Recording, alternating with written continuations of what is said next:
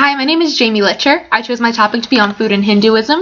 Hinduism is based out of India, and Hindus worship the Supreme Being. Karma and reincarnation are important topics in Hinduism, and Hinduism is based on the Vedas text. Ahimsa is another concept that is important in Hinduism. It is the principle of nonviolence toward all living things. It's quoted in the Manusmriti text that having well considered the origin of flesh foods and the cruelty of fettering and slaying the corporeal beings, let man entirely abstain from eating flesh. Prohibited foods in Hinduism include meat, fish, poultry, and eggs. Although some Hindus do consume meat, none of them consume beef because cows are considered sacred. Other forbidden foods include garlic, onions, and mushrooms because they're considered tamasic foods. These foods will make one feel dull and thought to induce sleep. Caffeinated teas and coffees, as well as alcohol, are also to be abstained from in Hinduism. This is because they pollute one's consciousness and will make meditation difficult for one. Sattvic foods are therefore ideal in Hinduism because they are light and easy to digest, and it's thought that the purer the foods are that you eat, the purer person you'll be. Vegetarianism is also ideal in Hinduism. It's quoted in Ajurvedas that you must not use your God-given body for killing God's creatures, whether they're human, animal, or whatever. The whatever in this quote is referring to trees, rivers, and mountains, because in Hinduism they are believed to have souls. Vegetarianism increases purity of consciousness and one's longevity. Eating animal is bad karma for all involved.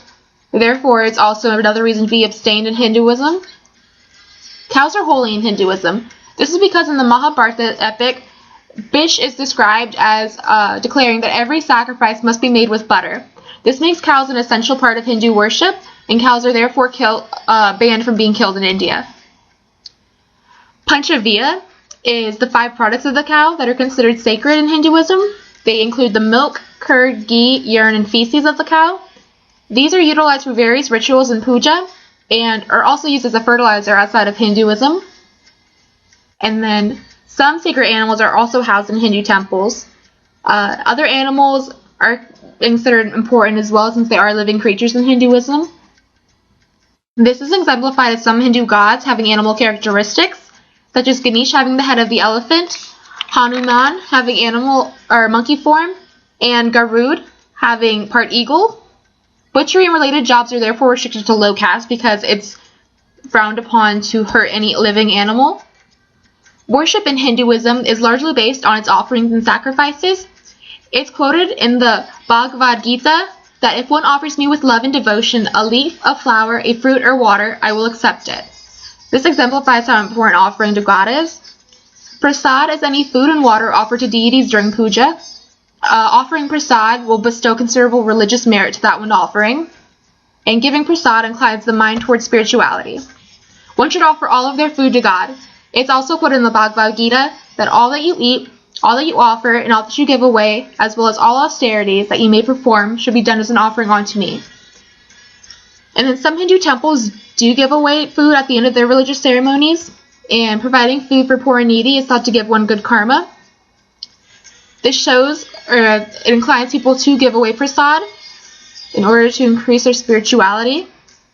And then many Hindus also have altars at their house for personal use, to offer their food before consumption to God. Feasting is an important part in Hinduism.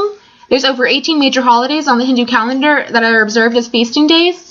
And then these days include Holi, Damnavamni, Dashera, Pongal, Janmashtami, and Diwali.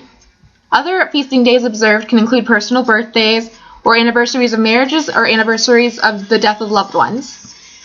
Ceremony foods consumed during feasting days include puri, which are deep-fried Indian bread, gulab jamun, which are fried dumplings, suji halwa, and aloo tamitar, which are boiled potatoes in tomato sauce, and chickpeas are also a ceremony food.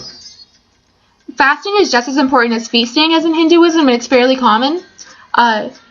Fasting could be eating pure foods, a vegan diet, or abstaining from one's favorite foods, so there is a large variety. And fasting is thought to enhance the concentration during meditation or worship, and serves as purification of the system. Fasting days can be observed at any time and can include Sundays, the day of full moons, the day of new moons, the 10th of the 11th of day of each month, the feast of Sarvana, days of eclipses, days of equinoxes and solstices, and then also personal fasting days could be personal anniversaries or the deaths of one's parents. Common foods in Hinduism include rice, served boiled or served plain, as well as sabji, which is prepared vegetables with spices. And then there's also samosa, fried pastry stuffed with veggies, bafi, sweets made by condensing milk and adding sugar, laddu, which is a sweet made from chickpea flour, and dosh, which is a dumpling. There's also puri, once again, which is the flat round bread deep fried in ghee.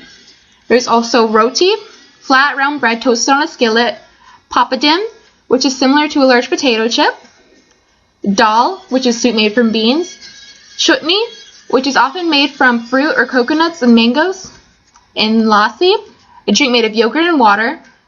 Also, there's gugra, which is a sweet coconut pastry mostly served in Diwali. Food preparation is also extremely important in Hinduism worship. One is not allowed to try of their food while even making it because it's supposed to be offered to God first, and God should be the first to taste one's fruit of labor. Hindus sometimes will eat at a restaurant where forbidden foods are also prepared, but a growing trend shows that Hindus are now eating at places which adhere to their religious beliefs and dietary needs specifically, which would mean they will eat at a restaurant that does not serve any beef or other forbidden foods in the facility.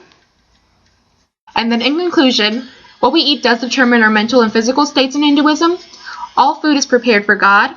Vegetarian diets are ideal and cows are considered holy. Also, pure foods will lead to a pure you.